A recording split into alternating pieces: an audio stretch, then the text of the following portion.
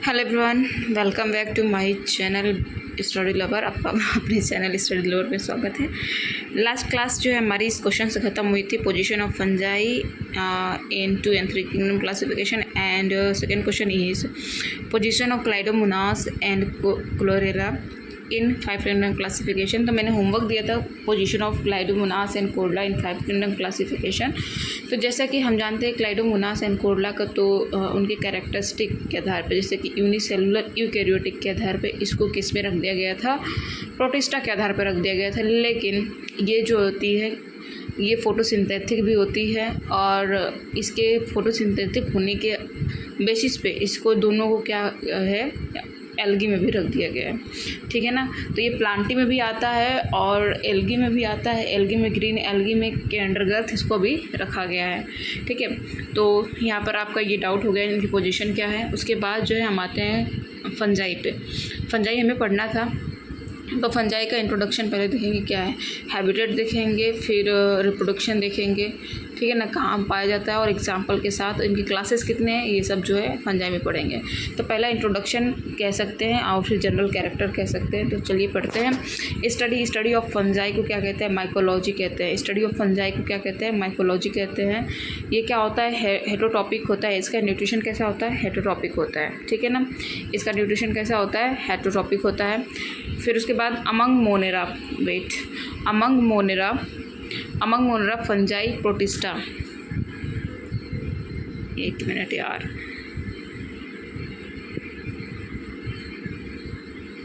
Among Monera, देखिए यहाँ पर पॉइंट है, among Monera fungi and Protista. देखिए among Monera fungi and Protista, fungi is more, यहाँ पर मोर है, ठीक है ना, मोर डाइवर्सिटी आप कह सकते हैं more diversed and among angiosperm and fungi is more in number, ठीक है ना।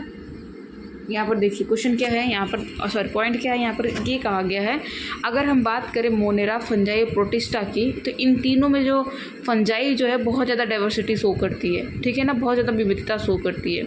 वहीं अगर हम बात करें एंजियोस्पर्म और फंजाई के बीच में, तो नंबर सबसे ज़्यादा किसका होगा, फंजाई का होगा, ना कि एंजियोस्पर्म का होगा, ठीक है। उसके बाद आगे बढ़ते हैं। यहाँ पर दिया गया जो फंगस से कहाँ कहाँ पाया जाता है, तो ये found everywhere. Example root of orange yeast को क्या कहते हैं, सेक्रोमाइसिस सर्वेसी जो होता है, सेक्रोमाइसिस तो इसका साइंटिफिक नेम है और इसकी स्पीसीज जो होती है सर्वेसी, जिससे कि वाइन और बियर का जो है फॉर्मेशन होता है।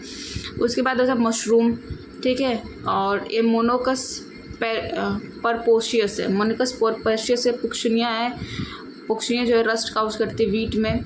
उसके बाद टोड स्टूल है, टोड स्टूल यहीं की कुकुरमुत्ता को ही कहते हैं, ठीक है ना। देखिए मशरूम और कुकुरमुत्ता दो अलग अलग चीज़ होता है। मशरूम यहाँ पर जो टोड स्टूल होता है ये भी कुछ पॉइजनस भी होती है, कुछ एडिबल भी होती है, ऐसा नहीं है कि सारी पॉइजनस ही होती है, ठीक है ना। ये पॉइजनस फंगस का एग्जाम्पल है, ठीक है ना। और आगे भी आते हैं, ये पॉइजनस भी होती है, ये एडिबल भी होती है। उसके बाद आगे आते हैं, ऐसा हमने देखा कहाँ कहाँ पाया जाता है, रूट ऑफ ऑरेंज में, ईस्ट में मशरूम और मोनोकस परपोशियस में है, पुक्शनिया है, टोड स्टूल है, ठीक है ना। टोड स्टूल मोस्टली क्या होते हैं, पॉइजनस होती है, ठीक है। अब आगे आते हैं हैबिटेट क्या होता है, इसको वार्म और ह्यूमिड प्लेस जो होती है बहुत ज़्यादा इंपॉर्टेंट होता है इसके ग्रो के लिए।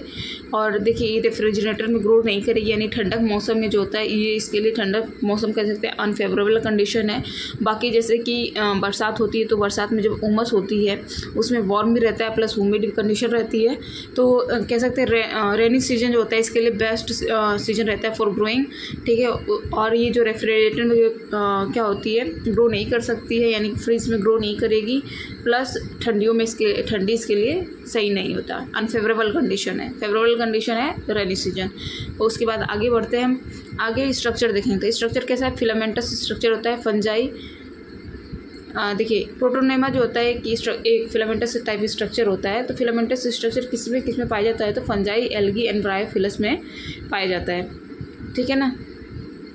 उसके बाद आता है जिसमें क्या होता है कि इसका स्ट्रक्चर क्या होता है, प्रोटोनेमा के थ्रू बनता है। प्रोटोनेमा इज रिप्रोडक्टिव स्ट्रक्चर कह सकते हैं। और ये जो प्रोटोनेमा किन किन में पाया जाता है, तो फंजाई, एल्गी और ब्रायोफाइलस में पाया जाता है। Thread like elongated tube structure होता है, ठीक है ना, जिसे क्या कहते हैं, हैफी कहते हैं। देखिए यहाँ पर जो इंपॉर्टेंट पॉइंट नोट करने वाला क्या है, हैफी। हैफी क्या है, एक thread like elongated tube like structure है, जिसे क्या कहते हैं, हैफी कहते हैं। हैफी भी दो प्रकार की होगी, पहला होगा एसेप्टेड, दूसरा होगा सेप्टेड, ठीक है ना। अब देख सकते हैं अगर एसेप्टेड की बात करें हम पहले की एसेप्टेड की, इसमें क्या होता है कि सेपरेशन नहीं होता है, दो न्यूक्लियस के बीच में कोई सेपरेशन होता है। ये न्यूक्लियस है, इसमें कोई सेपरेशन नहीं है, यानी कि सारे न्यूक्लियस जो होता है सीक्वेंस में रहेंगे, बाकी इनको सेपरेट करने के लिए कोई लाइन या फिर कोई कह सकते हैं मेम्ब्रेन नहीं होगा, ठीक है ना। वहीं क्या हो गया, एसेप्टेड हैफी हो गया। एसेप्टेड हैफी में क्या होता है, इसे क्या कहते हैं, एसेप्टेड हैफी को सेनोसाइटिक कहते हैं। सेनोसाइटिक मतलब कि साइटोप्लाज्म में तो कंटिन्यू होगा और न्यूक्लियस होता है मल्टी न्यूक्लिएटेड होगा, ठीक है ना, अंडरस्टैंड। अब आगे बढ़ते हैं सेप्टेड में। सेप्टेड क्या होगा कि ये जैसे कि आप लोग देख सकते हैं क्या बना है, सारे न्यूक्लियस जो होता है एक मेम्ब्रेन के थ्रू क्या हो गया, अलग अलग होंगे। और ये ब्रांच भी हो सकता है, यहाँ से भी ब्रांच निकल सकती है, ठीक है, और यहाँ से भी ब्रांच निकल सकती है, किधर से भी ब्रांच निकल सकती है। और सब में क्या होगा, न्यूक्लियस होगा, और हर एक सेप्टम का एक न्यूक्लियस होगा, यानी कि हर एक जो बॉक्स होगा उसका एक अपना न्यूक्लियस होगा। तो इसे बोल सकते हैं यूनि न्यूक्लियर होगा, और प्लस ये सेप्टेड होगा, और ब्रांच भी हो सकता है, ठीक है ना। हाइफी कितने प्रकार का होगा, हाइफी दो प्रकार का होगा, एसेप्टेड और सेप्टेड होगा। सेप्टेड जो होता है कि उसमें यूनि न्यूक्लिएटेड होगा, लेकिन एसेप्टेड जो होगा वो मल्टी न्यूक्लिएटेड होगा, जिसे सेनोसाइटिक कहेंगे। और उसका साइटोप्लाज्म कंटिन्यू रहेगा, यानी कि सारे न्यूक्लियस का साइटोप्लाज्म मिला रहेगा। उसके बाद जो होता है ये मल्टी न्यूक्लिएटेड होगा। चलिए आगे बढ़ते हैं। और हाइफी जब बहुत सारी हाइफी मिलती हैं, देखिए बहुत सारी जब हाइफी मिलेंगी, ये सिंगल हाइफी हो गई। अब बहुत सारी हाइफी जब मिलती हैं ऐसे ऐसे कर कुछ भी स्ट्रक्चर हो सकता है, ऐसे क्रॉस, जनरली क्रॉस बहुत कम करती हैं, ऐसे सीधी सीधी होती हैं, ठीक है ना। बाय द रेयरली कोई एक ऐसे चली जाए, ऐसे आ जाए, है नहीं। तो इन सभी को क्या बोलेंगे, जब हाइफी को कलेक्ट करेंगे या फिर कलेक्टिवली जो बहुत सारी हाइफी मिलेंगी या टुगेदर होंगी, उसे क्या बोलेंगे, माइसीलियम बोलेंगे, ठीक है। माइसीलियम क्या है, group of hyphae known as mycelium.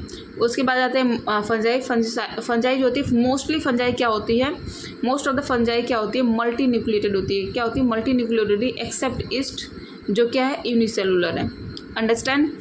East क्या है, यूनिसेलुलर है। देखिए हमने यहाँ पर फंजाई को इसलिए लिया है, मोनेरा को पहले नहीं लिया है कि फंजाई थोड़ा लार्ज है, मोनेरा छोटा है। फिर उसके बाद बैक्टीरिया पाएंगे, ईस्ट पे आएंगे, बैक्टीरिया पाएंगे, वायरसेस पे आएंगे। देन ये वाला चैप्टर जो बायोलॉजिकल क्लासिफिकेशन खत्म हो जाएगा। आज जो हम फंजाई को खत्म करेंगे, कल जो है मोनेरा, वायरस, बैक्टीरिया खत्म कर लेंगे, ठीक है ना। तो 3 दिन में ये चैप्टर खत्म हो जाएगा। चलिए आगे बढ़ते हैं। ये नोट जो होता है पूरा एनसीईआरटी का है, लाइन बाय लाइन है। बस एनसीईआरटी को अंडरस्टैंड करने की ज़रूरत है कि कैसे पढ़ें। अगर एनसीईआरटी को आप अंडरस्टैंड करके पढ़ रहे हैं तो ये नोट जो होता है आउट ऑफ एनसीईआरटी एक भी शब्द मैंने नहीं लिया है। आप अगर पढ़ेंगे, जब मेरा नोट्स पढ़ने के बाद एनसीईआरटी पढ़ेंगे ना, तो आपको एनसीईआरटी बहुत ईजिली समझ में आ जाएगी। एनसीईआरटी अकेले पढ़ने वाली चीज़ नहीं है, एनसीईआरटी किसी टीचर के साथ ही पढ़ा जाए तो समझ में आती है। उसमें हमें लाइन वाइज तो समझ में आ जाता है, लेकिन उसमें सीक्वेंस जो लिखा है एनसीईआरटी का ना, इधर से उधर लिखा है, ठीक है, इसलिए हमें एनसीईआरटी थोड़ी कम समझ में आती है।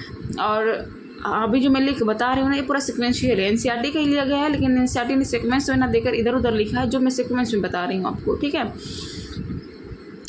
ठीक है, यहाँ पर आते हैं। तो फंजाई क्या मल्टी सेलुलर है, एक्सेप्ट ईस्ट जो यूनिसेलुलर है। यहाँ पर यही क्वेश्चन बनता है, एक्सेप्शन ही क्वेश्चन बनते हैं, ठीक है ना।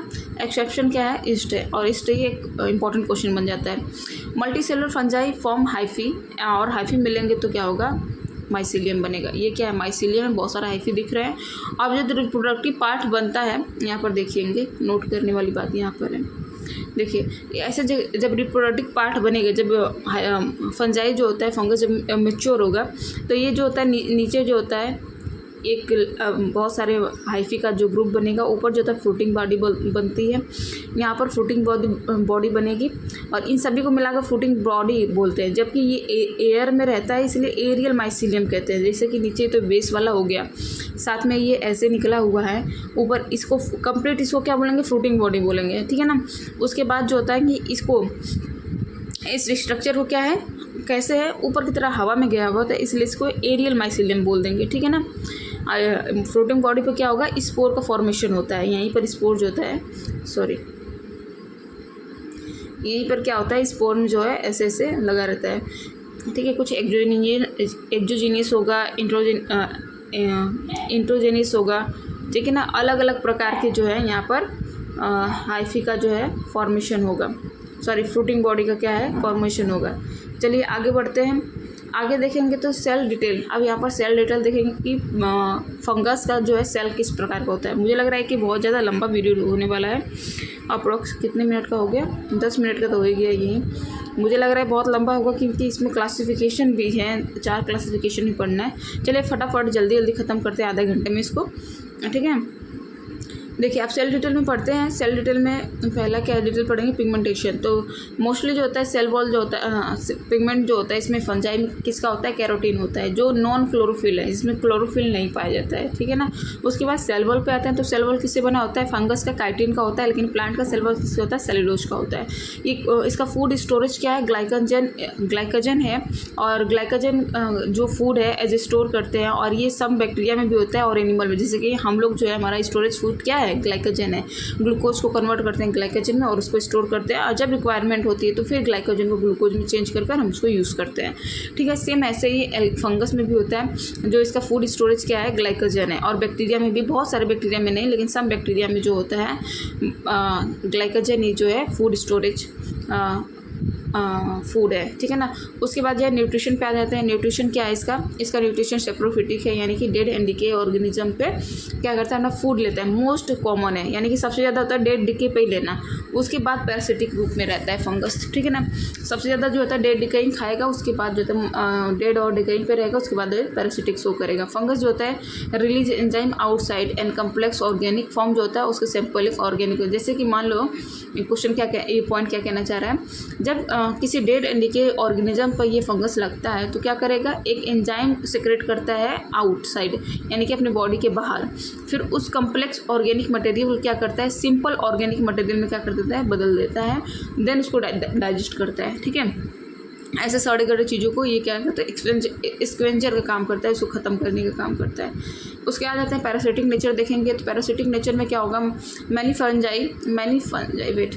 Fungi on plant and animal. देखिए पैरासिटिक क्या हो गया, most of the fungi parasite होते हैं किसमें, प्लांट, जैसे वीट पे, एनिमल्स का एग्जांपल देखेंगे हम लोग को, जैसे कि ये होता है क्या नाम से, हाँ हमारे बाल जो होते हैं नहीं झड़ जाते हैं, हमें ईचिंग होती है, क्या बोलते हैं यार, वो रिंग लाइक स्ट्रक्चर बन जाता है, तो कौन सा रिंग होता है, पता नहीं कौन सा रिंग टाइप स्ट्रक्चर बन जाता है, उसे दाद कहते हैं, दाद है नहीं, ये सब स्ट्रक्चर, ये सब का उसको क्या करता है, पैरासिटिक नेचर जो होता है फंगस का शो करता है, ठीक है ना। और उसके बाद जो होता है सिम्बायोटिक रिलेशनशिप भी शो करते हैं। सिम्बायोटिक रिलेशनशिप किसके साथ शो करेगा, एल्गा के साथ भी करेगा और हायर प्लांट के साथ भी शो करता है, ठीक है ना। अब लाइकन क्या है, एक एग्जांपल है सिम्बायोटिक रिलेशनशिप का। लाइकन क्या है, एक एग्जांपल, यहाँ से क्वेश्चन बनता है, मोस्ट इंपॉर्टेंट है। लाइकन पूछता है लाइकन क्या है, तो एल्गी और फंजाई का क्या है, एक प्रकार का सिम्बायोटिक रिलेशनशिप है, जिसमें एल्गी क्या होती है, फूड बनाती है, वाइल फंजाई क्या है, मिनरल एब्जॉर्ब करता है फ्रॉम ग्राउंड, ठीक है ना। और ये दोनों मिलकर एक दूसरे का क्या करते हैं, सहायता करते हैं रहने, खाने पीने में, जीवन यापन करने में, ठीक है ना। इसलिए इनको दूसरे किसी तीसरे की ज़रूरत नहीं पड़ती है, ये दोनों इनफ है एक दूसरे के लिए। यहाँ एल्गी फूड बनाएगी, फंजाई शेल्टर देने के साथ साथ मिनरल भी एब्जॉर्ब करती है। मोर इन कॉन्टैक्ट इन डायले। अब यही क्वेश्चन पूछता है, यहाँ पर देखिए, यहाँ पर ये पॉइंट नोट करिएगा कि लाइकन में सबसे ज़्यादा कंटेंट किसका होता है, यानी सबसे ज़्यादा मात्रा में फंजाई रहेगी कि एल्गी रहेगी, तो सबसे ज़्यादा मात्रा में कौन रहता है, फंजाई रहती है, ठीक है ना। अब उसके बाद माइक्रोराइजा भी एक सिम्बायोटिक रिलेशनशिप है फंगस का, किसके साथ, हायर प्लांट्स के साथ। हायर प्लांट जैसे जिम्नोस्पर्म, एंजियोस्पर्म, ठीक है ना। Fungal association with root of higher plant, इसको क्या कहेंगे, माइक्रोराइजा कहेंगे। और इस हायर प्लांट कौन सा है, जिम्नोस्पर्म एंड एंजियोस्पर्म। अभी ये जो माइक्रोराइजा जो शो करने वाला जीनस कौन सा है, यहाँ पर ये नोट करिएगा। माइक्रोराइजा जो है शो करने वाला जीनस जो है, यहाँ पर देखिए जीनस क्या है, ग्लूमस है। ग्लूमस जो फंजाई है, जो क्या होती है, अब्जॉर्ब ह्यूमन मेनली फॉस्फोरस, ठीक है। माइक्रोराइजा जो है ये जीनस है माइक्रोराइजा जो है शो करने वाला एक फंजाई है ग्लूमस, जो क्या करता है मैनुअली जो होता है फॉस्फोरस को ऑब्जर्व करता है फ्रॉम सॉइल, ठीक है ना। ये यहाँ पर मोस्ट इम्पॉर्टेंट है, प्लांट से भी फॉस्फोरस का ऑब्जर्वेशन करेगा, इसलिए याद रखिए ग्लूमस एक फंजाई है जो क्या ऑब्जर्व करता है, फॉस्फोरस ऑब्जर्व करता है। यहाँ पर जो है ये इंपॉर्टेंट है, ठीक है ना। यहाँ पर दो चीज़ें इंपॉर्टेंट है, पहला कि माइक्रोराइजा का एग्जांपल है ग्लूमस, और ग्लूमस क्या करता है फॉस्फोरस का क्या करता है ऑब्जर्वेशन करता है, ठीक है ना। आगे बढ़ते हैं। अब यहाँ पर रिप्रोडक्शन देखेंगे कितने प्रकार का रिप्रोडक्शन होता है। तो मोस्टली जो फंजाई है तीन प्रकार का रिप्रोडक्शन शो करती है। कौन कौन सा? Vegetative reproduction, asexual reproduction and नीचे है सेक्सुअल रिप्रोडक्शन, ठीक है ना। अब देखेंगे वेजिटेटिव रिप्रोडक्शन किस प्रकार से होता है। तो वेजिटेटिव रिप्रोडक्शन भी तीन प्रकार से होगा। एक होगा फ्रेगमेंटेशन, फ्यूजन एंड बडिंग, ठीक है ना। फ्रेगमेंटेशन यानी टूट जाना, फ्यूजन यानी कि ब्रेक आना, जैसे कि मान लीजिए फ्रेगमेंटेशन होगा तो ये बहुत सारी चीज़ों में टूट जाएगा, लेकिन फ्यूजन जो होगा क्या होगा एक सीक्वेंस में होता है, फ्यूजन ऐसे टूटेगा। अब बडिंग होगा कि मान लीजिए कुछ है ऐसे बर्ड निकला, डिटैच हुआ, नीचे गिरा और एक नया ऑर्गेनिज्म बन गया, ठीक है ना। ये तीन चीज़ें हो गई, फ्रेगमेंटेशन, बडिंग एंड फ्यूजन। उसके बाद एसेक्सुअल रिप्रोडक्शन पे आते हैं। तो एसेक्सुअल रिप्रोडक्शन जो होता है, एसेक्सुअल रिप्रोडक्शन होता है क्या? Asexual reproduction paper division to form spore conidia. अभी इस एसेक्सुअल रिप्रोडक्शन किसके थ्रू होगा? कोनेडिया के थ्रू होगा, जू स्पोर के थ्रू होगा, स्पोंजियो स्पोर के थ्रू होगा, ठीक है ना। अब ये कैसा होता है, इसमें डिवीजन कैसा होता है? अगर हम डिवीजन की बात करते हैं कि एसेक्सुअल रिप्रोडक्शन किसके थ्रू होगा? प्रॉपर, यहाँ पर लिखा है proper division to form spore, यानी एक प्रॉपर डिवीजन होगा स्पोर फॉर्म करने के लिए। और स्पोर को क्या क्या नाम दिया गया है देखिए, कोनेडिया दिया गया है, जू स्पोर दिया गया है, स्पोंजियो स्पोर दिया गया है नाम। उसके बाद डिवीजन आ जाता है, इसमें कैसा डिवीजन होता है, माइटोसिस होगा कि म्यूसिस होगा? तो इसमें सिंपल सा होगा, माइटोसिस डिवीजन होगा, यानी कि इसमें रिडक्शन डिवीजन नहीं होता। इसमें क्या होता है कि डुप्लीकेशन ऑफ सेल्स होता है, यानी कि स्पोर्स होगा, मतलब जो भी उसमें डिवीजन होगा क्या होगा, डुप्लीकेशन होगा, यानी रिडक्शन डिवीजन नहीं पाया जाएगा, ठीक है। इसमें माइटोसिस होगा, माइटोसिस यानी कि 2n आगे बढ़ता रहेगा और स्पोर फॉर्म करेगा, और हर स्पोर जो होता है जनरेट होगा एक नए फंगस में, ठीक है ना। Spore form by asexual reproduction, एक सेक्सुअल स्पोर और एक सेक्सुअल स्पोर के थ्रू जो भी स्पोर बनेगा वो हर स्पोर जो होता है एक नए फंगस में कन्वर्ट हो जाएगा, ठीक है ना। और उस स्पोर का क्या नाम है? कोनेडिया, जू स्पोर, स्पोरेंजियो स्पोर, ठीक है ना। आगे बढ़ते हैं सेक्सुअल रिप्रोडक्शन। सेक्सुअल रिप्रोडक्शन कैसे होगा? गैमेट का फॉर्मेशन होगा, गैमेट बनने के बाद जाइगोट का होगा, जिसे जाइगोस्पोर कहेंगे। जाइगोस्पोर के बाद क्या होता है कि इसमें डिवीजन क्या होता है? रिडक्शन डिवीजन होता है। रिडक्शन डिवीजन यानी कि माइटोसिस म्यूसिस का फॉर्मेशन होगा, ठीक है ना। म्यूसिस का फॉर्मेशन यानी 2n से n का फॉर्मेशन होगा, ठीक है ना। इसे ही कहते हैं रिप्रोडक्शन, सेक्सुअल रिप्रोडक्शन। अब सेक्सुअल रिप्रोडक्शन यहाँ पर देखिए कुछ फंगस का इंपॉर्टेंट नाम दिया गया है जिसे जानने की ज़रूरत है। पेनिसिलियम क्या है? पहली एंटीबायोटिक थी। ब्रेड बियर डिजीज़ जो होती है किसके जो देखिए यहाँ कुछ फंगस का जो है कैरेक्टरिस्टिक दिया गया है कि फंगस क्या क्या कर सकते हैं। यहाँ ब्रेड बियर डिजीज़ भी काउट कर सकते हैं। कुछ फंगस एडिबल भी होते हैं, यानी कि डिजीज़ भी काउस करेंगे, खाने योग्य भी हैं और प्लस हमें दवाइयाँ भी देंगे। ये तीनों इसलिए लिखा गया है, ठीक है ना। यहाँ पर 3 पॉइंट इसलिए लिखा गया है कि हमें फंगस से क्या क्या मिलता है। तो ये कहीं ना कहीं इकोनॉमिक इंपॉर्टेंस इसकी शो कर रहा है। इकोनॉमिक इंपॉर्टेंस क्या है? हम दवाइयाँ भी ले सकते हैं, दवाइयाँ और रीडेबल भी है। अब यहाँ पर डिजीज़ दे दिया गया तो थोड़ा सा है कि हार्मफुल इफेक्ट बोल रहा है कि हार्मफुल इफेक्ट क्या हो सकता है। तो डिजीज़ काउस हो सकता है, बहुत सारे पैरासिटिक होते हैं, बहुत सारे ऐसे फंगस है जो हमें डिजीज़ काउस करते हैं, ठीक है। यहाँ पर इकोनॉमिक इंपॉर्टेंस के साथ साथ हमने हार्मफुल इफेक्ट ऑफ फंगस भी पढ़ लिया, ठीक है। अब आते हैं डिटेल में पढ़ेंगे एसेक्सुअल रिप्रोडक्शन, ठीक है। एसेक्सुअल रिप्रोडक्शन किस प्रकार से होता है? एसेक्सुअल रिप्रोडक्शन होगा माइसीलियम के थ्रू होगा। माइसीलियम डेवलप करेगा और फॉर्म करेगा क्या? स्पोर फॉर्म करेगा। सॉरी, कितना टाइम हुआ? 19 मिनट हुआ है, आधा घंटा में हम ख़त्म कर लेंगे, नहीं होगा तो एक और क्लास ले लेंगे, ठीक है ना। एसेक्सुअल रिप्रोडक्शन क्या है? एसेक्सुअल रिप्रोडक्शन क्या होता है? माइसीलियम जो होता है एसेक्सुअल, पहले माइसीलियम जो होता है ये देखो एसेक्सुअल रिप्रोडक्शन माइसीलियम रहेगा। अगर माइसीलियम n है यानी कि रिडक्शन ऑलरेडी n के कंडीशन में चल रहा है, यानी कि हाफ चल रहा है, हाफ न्यूक्लियस के थ्रू आगे बढ़ रहा है, तो उसका डेवलप होगा फ्रूटिंग बॉडी में। ये फ्रूटिंग बॉडी मैंने बताया था कि ये माइसीलियम है। जब माइसीलियम के ऊपर बहुत सारे अदर माइसीलियम हाइफी मिल जाते हैं और ग्रुप करके ग्रो करते हैं तो उसे फ्रूटिंग बॉडी बोल देते हैं। और ये फ्रूटिंग बॉडी क्या होगी? कंडीशन n रहेगा और फिर स्पोर का भी कंडीशन n रहता है।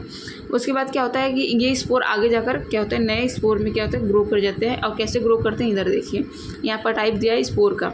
टाइप होता है स्पोर, यहाँ पर देखिए मोस्ट इंपॉर्टेंट नोटेबल पॉइंट है कि स्पोर कितने प्रकार के होते हैं। तो स्पोर 2 प्रकार के मोस्टली होते हैं, एंडोजीनियस स्पोर और एक्सोजीनियस स्पोर। अब एंडोजीनियस स्पोर और एक्सोजीनियस स्पोर में क्या अंतर है, यहाँ पर देखने की वाली बात है। देखिए माइसीलियम है, माइसीलियम पे ये फ्रूटिंग बॉडी लगा है, ये माइसीलियम हो गया और उस पर फ्रूटिंग बॉडी लगा हुआ है। और ये सिर्फ फ्रूटिंग बॉडी पे जो है ये कवर लगा हुआ है, इसी के अंदर छोटे छोटे बहुत सारे क्या होते हैं, स्पोर रहते हैं।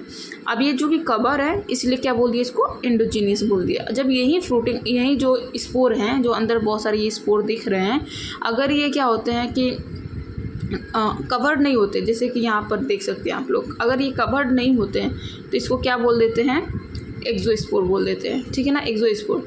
जैसा कि आप देख सकते हैं यहाँ पर ये माइसीलियम में एक फ्रूटिंग बॉडी है, एक फ्रूटिंग बॉडी पे ये स्पोर लगे हुए हैं और ये स्पोर कवर नहीं है, नॉट कवर्ड, इसलिए क्या बोल दिया, इसको एक्सोस्पोर बोल दिया। ठीक है, आगे बढ़ते हैं। आगे बढ़ने के साथ हम देखते हैं कि कुछ जो फंगस होते हैं उसके स्पोर क्या होते हैं, मोटाइल होते हैं, कुछ के नॉन मोटाइल होते हैं, उनको अलग अलग नामों से जाना जाता है। तो ये भी पॉइंट जानने योग्य है आप लोगों को कि मोटाइल स्पोर क्या होता है, नॉन मोटाइल स्पोर क्या होता है। तो मोटाइल स्पोर को क्या कहते हैं, जू स्पोर कहते हैं, जैसा कि जू का नाम ही होता है कि रेंगने वाला, ठीक है ना। और जू स्पोर हो गया। आप जैसा कि बायोलॉजी है, अगर बायोलॉजी पढ़ा है तो आपको ये भी पता होगा कि जू का क्या मतलब होगा। उसके बाद नॉन मोटाइल पे आ जाते हैं। नॉन मोटाइल वो क्या होता है, ए प्लेनो स्पोर कहते हैं और इस पर फ्लेजिला एब्सेंट होता है, यानी कि नो फ्लेजिला। हर पॉइंट को नोट करने वाली चीज़ है, यहाँ पर ध्यान देने योग्य बात है। यहाँ पर एक एक लाइन इंपॉर्टेंट है। यहाँ पर जो होते फालतू लाइन एक भी नहीं है, आपकी बकवास लाइन जो होती है कि ना कि बिना इंपॉर्टेंस की लाइन आ गई तो एक भी लाइन यहाँ पर इंपॉर्टेंट, ऐसा नहीं है कि इंपॉर्टेंट नहीं है, सभी जो है एक एक पॉइंट जो होते हैं यहाँ इंपॉर्टेंट है, क्योंकि ये शॉर्ट नोट है, कोई ये नहीं है कि ड्रामा लिखा गया है। टोटली शॉर्ट नोट और एनसीईआरटी है और इससे शॉर्ट नोट कुछ हो भी नहीं सकता है और क्लियर है एकदम, ठीक है। उसके बाद आ जाते हैं कि म्यूसिस होता है, किसके में होता है, म्यूसिस जो सेक्सुअल रिप्रोडक्शन होता है। और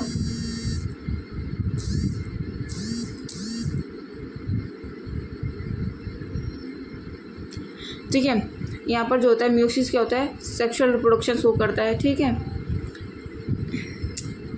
ठीक है, सेक्सुअल रिप्रोडक्शन क्या करता है, म्यूसिस क्या होता है, सेक्सुअल रिप्रोडक्शन शो करता है, ठीक है। फॉर एग्जांपल देख सकते हैं यहाँ पर 2N, यहाँ पर लिखा हुआ है 2N, ठीक है। ओह गॉड, ठीक है, ठीक है, कॉल आ गया था, ठीक है। यहाँ पर जो है, यहाँ पर देख सकते हैं हम, यहाँ पर स्पोर का फॉर्मेशन है और स्पोर कैसा है, एक्सोजीनियस स्पोर है। उसके बाद माइटोसिस होता है। माइटोसिस क्या होता है, एसेक्सुअल होता है।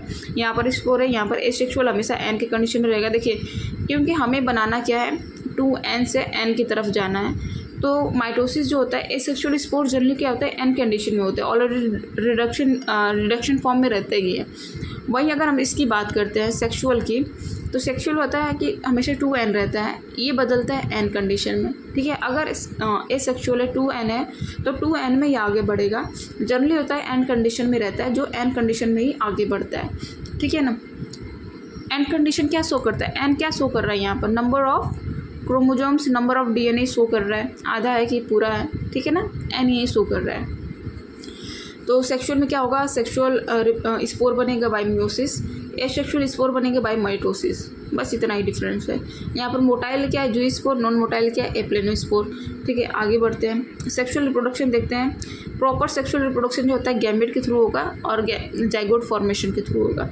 अब देखेंगे हम जो सेक्सुअल रिप्रोडक्शन होता है मोस्टली इसमें 3 स्टेप जो होता है फॉलो किया जाता है।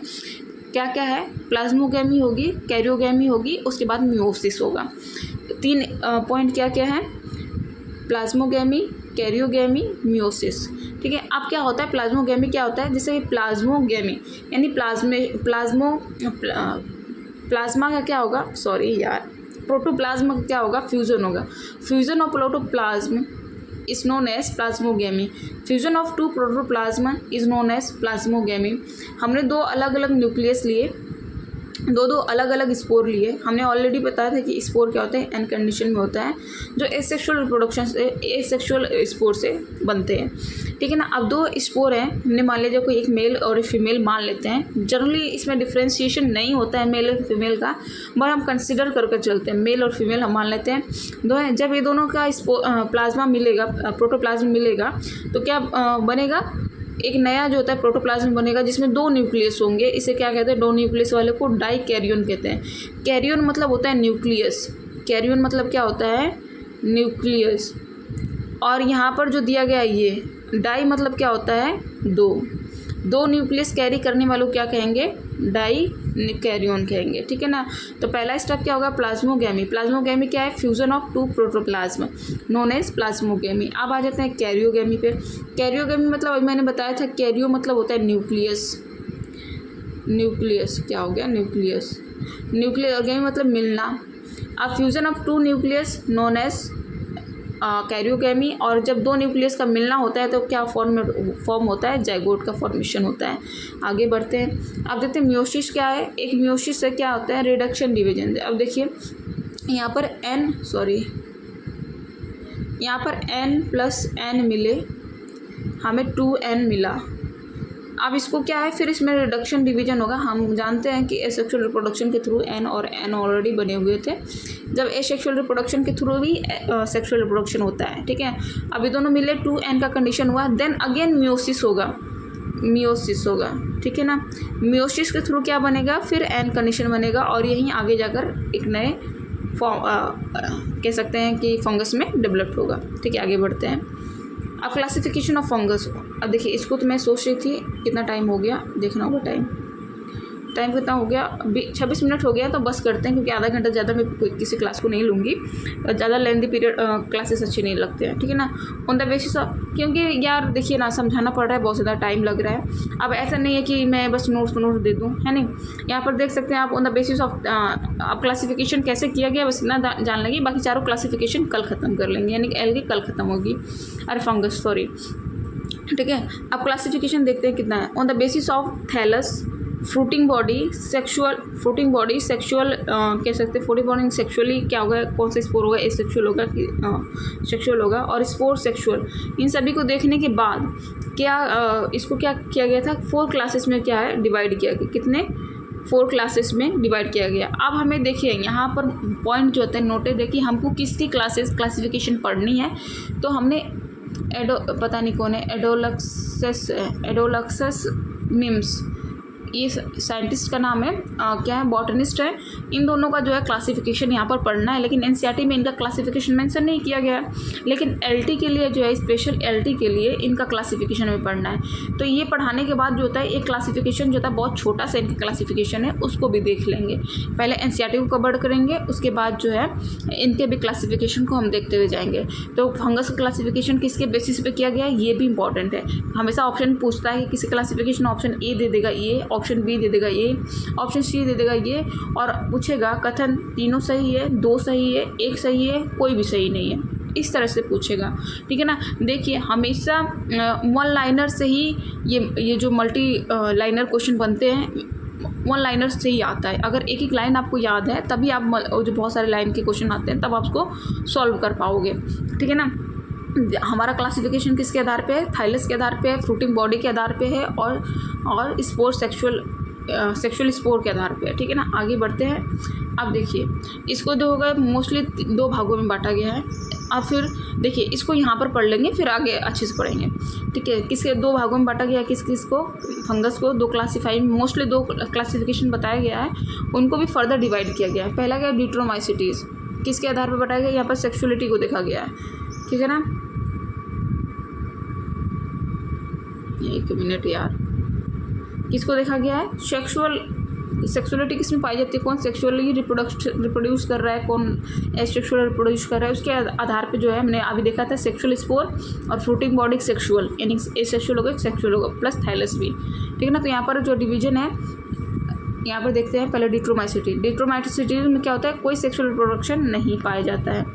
डिट्रोमाइसिटीज में क्या होता है? सेक्सुअल रिप्रोडक्शन नहीं पाया जाता है, इसलिए इसको अलग रखा है। बाकी सब में जो होता है आगे जो भी है उसमें सेक्सुअल रिप्रोडक्शन पाया जाता है। उसको फर्दर भी 2 सेक्सुअल रिप्रोडक्शन वालों को फर्दर डिवाइड किया गया है, लोअर फंजाई और हायर फंजाई। लोअर फंजाई होती है, जितने भी एक्सेप्टेड हैं उसको किस में रखा गया है? लोअर फंजाई में। जितने भी एक्सेप्टेड हैं उसको किस में रखा है? हायर फंजाई में, ठीक है। आगे बढ़ते हुए हम देखते हैं अब एक्सेप्टेड में क्या है और सेप्टेड में क्या है। देखते हैं। सेप्टेड पहले ख़त्म कर लेते हैं। सेप्टेड होता है हायर फंजाई है, और इसमें क्या है, एस्कोमाइसिटीज़ है, बेसिडोमाइसिटीज़ है, ठीक है ना। एस्कोमाइसिटीज़ को क्या कहते हैं, सेक फंजाई कहते हैं। बेसिडोमाइसिटीज़ को पफ बॉल मशरूम भी कहते हैं, ठीक है ना। बेसिडोमाइसिटीज़ में पफ बॉल मशरूम भी आता है, जैसे एगेरकेसिसी में आता है। सेक फंजाई एस्कोमाइसिटीज़ को कहते हैं। उसके बाद फाइकोमाइसिटीज़ में आ जाते हैं। फाइकोमाइसिटीज़ को फर्दर जो डिवाइड किया गया है, 2 सब क्लासेस में डिवाइड किया गया है, जाइगोमाइसिटीज़, ओमाइसिटीज़, ठीक है ना। जाइगोमाइसिटीज़ में कौन कौन आता है, म्यूकर है, राइजोपस है, और इसमें क्या होता है, जू स्पोर एब्सेंट होता है। सेक्सुअली रिप्रोड्यूस करते हैं लेकिन जू स्पोर के थ्रू नहीं, एप्लेन स्पोर के थ्रू रिप्रोड्यूस करेंगे। उसके बाद एल्विगो, फाइटोथेरा, देखिए एल्विगो है, फाइटोथेरा है, और इसमें क्या होता है, सेल वॉल सेलुलोज, देखिए यहाँ पर नोटेबल पॉइंट है, इंपॉर्टेंट है, लेकिन फिर भी जान लेते हैं। यहाँ फाइटोथेरा क्या काउज करता है, लेड ब्लाइट और पोटैटो काउज करता है, ठीक है ना। यहाँ पर देखिए नोटिस पॉइंट क्या है, सेल वॉल सेलुलोज जो देखिए यहाँ जू स्पोर जो बनता है यहाँ पर ओमाइसिटीज़ का, जनरली हमने देखा था सेल वॉल किसका था, काइटिन का था। किसका था, काइटिन, ठीक है।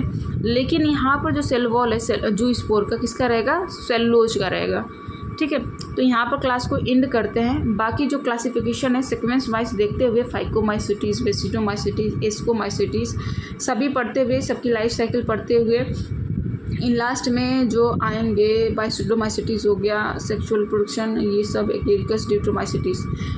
ओ लगता है मैंने मेंशन नहीं किया यार, ठीक है। फिर भी एक पेज लेते हुए, मतलब मैंने इसमें ऐड किया था, ठीक है। इसमें नहीं होगा तो कहीं और होगा, मिम्स एंड एलोजिक्स का जो क्लासिफिकेशन है उसको पढ़ लेंगे, ठीक है। तो आज के लिए बस इतना ही, बहुत बहुत धन्यवाद, ठीक है। हाँ, चैनल को लाइक एंड सब्सक्राइब कर दीजिए, ठीक है। लाइक एंड सब्सक्राइब नहीं भी करिएगा तो बस इतना बताइएगा क्लास आपको कैसी लगी है, ठीक है। क्लास अच्छी लगी कि नहीं लगी, बस इतना कमेंट कर दीजिएगा, कमेंट जरूर कीजिएगा। बहुत बहुत धन्यवाद। आप लाइक करें, सब्सक्राइब करें, डजंट मैटर, आपको क्लास कैसी लगी ज़रूर ये बताएं, ठीक है। बहुत बहुत धन्यवाद।